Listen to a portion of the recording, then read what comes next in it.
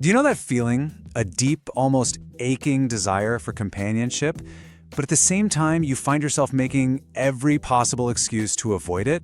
It's a really confusing and honestly isolating place to be. Well, in this explainer, we're going to unravel that conflict. It actually has a name. It's called the loneliness paradox, and together, we'll discover a gentle path back to the connections that truly matter. All right, so here's our game plan for today. First, we'll define this loneliness paradox. Then, we'll dive into the science behind why it happens. After that, we'll get into the really good stuff. The mindset shift to break free, a practical protocol you can actually use, some perspective for the long haul, and we'll wrap up with one simple, gentle challenge for you. Okay, let's dive right into our first section, the loneliness paradox. We're going to start by putting a name to that heavy, confusing feeling that so many of us experience, especially after big life shifts like retirement. This really hits the nail on the head, doesn't it? It's that internal tug of war, this deep, aching desire for connection, with friends, with family, but it's colliding head-on with an equally powerful urge to just retreat. You miss your friends like crazy, but the second that phone rings, your first instinct is to just let it go to voicemail. That is the paradox. So what is going on here? Why? Why does the very thing we crave, that social connection, suddenly feel like a threat?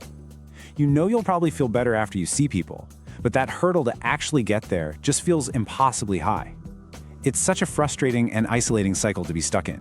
And here is the single most important thing I want you to take away from this right from the get-go. This is not a character flaw. You haven't suddenly become antisocial or unfriendly. This is a biological response. It's your nervous system, and it's basically gotten stuck in a protective loop. It's trying to conserve energy by flagging social events as being too costly, too draining.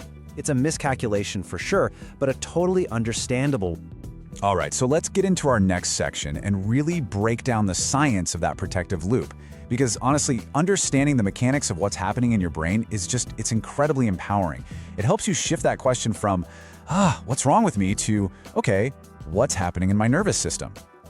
Okay, so the first piece of the puzzle here is something called social hypervigilance. The easiest way to think about this is to imagine your amygdala, that's a part of your brain, as your own personal smoke detector. Now, after a while with less social contact, maybe after retirement, that smoke detector gets way too sensitive. It starts going off for everything. So a simple coffee invitation isn't seen as a source of joy anymore. Nope, it's perceived as a high-threat, high-effort event that's going to drain your precious energy. Now, add this to the mix. There's a very real, physical change that often comes with age. Our threshold for what's called cognitive and sensory load, it just gets lower. Our brains genuinely have to work harder to filter out background noise. And what that means is a bustling restaurant or a really fast conversation, it isn't just distracting anymore. It can cause genuine cognitive fatigue. Your brain is spending so much energy just trying to keep up that it has almost nothing left for the actual connection. So you take those first two things, and they lead directly to this third state, anticipatory social avoidance. This is the moment when the dread of the effort, it starts to outweigh any potential joy you might get from connecting. Your brain starts to look at a social event not as something fun or rejuvenating, but as an exhausting workout. And so what does it do? Logically, it tells you to avoid it altogether, just to protect your energy. Okay, so that's the why. Now we get to pivot to the how, which is the really hopeful part. We're talking about performance versus presence. And listen, the solution isn't about forcing yourself into loud, overwhelming situations. Not at all. It's about a really fundamental mindset shift that lowers the stakes and completely changes the goal of socializing. Here's the absolute core of it. The solution is to stop viewing social interaction as an obligation to entertain and start seeing it as a simple act of self-care. It's about letting go of the idea that you have to perform for other people. You can release that pressure to be witty or interesting or have this long list of updates ready to go. The new goal? Just be present for your own well-being. So let's really look at these two mindsets side by side. On one hand, you've got social performance. This is all about obligation, right? It's driven by that fear of being seen as boring. The whole focus is external. Will I be interesting enough? And wow, is that draining. But on the other hand, you have social presence. This is just a low-intensity connection. It's about fueling your brain. You're not there to entertain, you're just an authentic participant. The focus flips inward. This interaction is good for me. And that one simple shift, well, it changes absolutely everything. And here's why this is so crucial.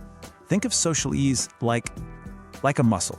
It's a perishable neurological skill. It's truly a use it or lose it situation. If you don't use those brain pathways, they get rusty, and that makes every future interaction feel even harder. So, seeing connection as an active presence, that's the gentle exercise that keeps those pathways strong, and that is directly tied to your long-term cognitive health. Okay, so this brings us to the really practical part, the toolkit. How do we actually put this whole presence over performance idea into action? Well, this is where we get into the micro-connection protocol. It's specifically designed to retrain your brain gently without causing that burnout feeling. Now, I want to be really clear. These aren't just social tips. Think of them more like neuroplasticity drills. Neuroplasticity is just a fancy word for your brain's amazing ability to rewire itself. And that's exactly what we're doing here. We're creating new, low-anxiety pathways for connection and literally rebuilding a healthy habit from the ground up.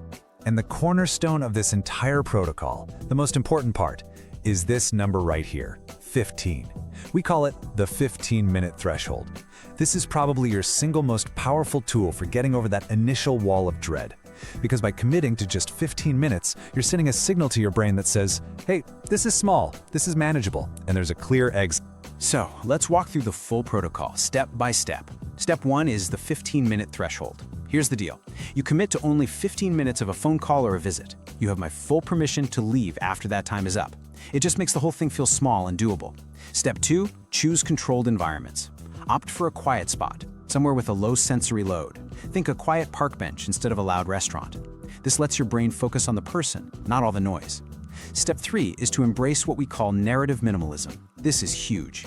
It means you give yourself permission to just listen. You don't have to perform. You can literally say, I don't have much to report, I just wanted to see how you are. It takes all the pressure off. And finally, step 4, establish an involuntary anchor. This just means joining something regular, like a weekly hobby or a club. It makes socializing automatic, so you don't have to go through that draining decision-making process every single time. All right, as we move into this next part, I want to talk about the long game.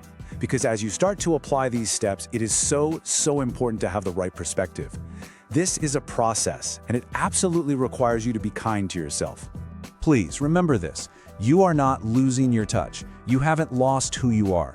You are simply in a period of what we call social recalibration. This is a universal thing, a predictable phase that happens during big life transitions. You're adjusting to a new rhythm, and it's completely normal for your social life to need a little adjustment too. And I really want you to take this to heart. Your value as a friend, as a person, it has nothing to do with your ability to entertain a room. You have a lifetime of wisdom and a depth of character that the world still desperately needs. Your authentic self, that is more than enough. It always has been. So let's bring this all home. Let's talk about your gentle challenge. We're going to bring everything we've discussed into one final, simple, and totally non-intimidating action. This is all about taking that first tiny step to just reopen the door. Okay, here it is, your challenge. Sometime in the next 24 hours, I want you to send a short, 3-sentence text to one person you've been avoiding. That's it. Just reopen the line, something super simple like, hey, name, I was just thinking about you, hope you're doing well. You could even add, no need to reply, just wanted to say hello. The goal here isn't to start a big conversation or set up a meeting. It's just to gently, quietly reopen that line of communication. So just remember, that urge you feel to withdraw, it is not a character flaw. It's a natural brain reflex. And the easiest, simplest way to start pushing back is with that 15-minute threshold. It's a small habit that can make a huge difference. Your authentic self, with all of your wisdom, is more than enough. So lower the pressure, reopen the door, and lead your life with the presence you absolutely deserve.